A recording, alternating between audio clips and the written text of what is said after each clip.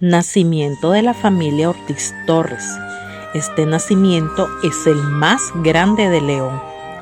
Me narra José Manuel Escorcia Ortiz que son 3 generaciones las que han realizado este nacimiento, que lo inició su abuelita, la que le transmitió el amor por realizar el Belén, pesebre o nacimiento. Con la adquisición de nuevas piezas, logró plasmar la representación más completa de los hechos ocurridos en el nacimiento de Jesús. Este nacimiento se encuentra ubicado de la iglesia San Felipe, una cuadra al sur, en la floristería Perpetuo Socorro. Estará abierto hasta el 17 de enero por la noche. Pueden acudir a apreciarlo de manera gratuita.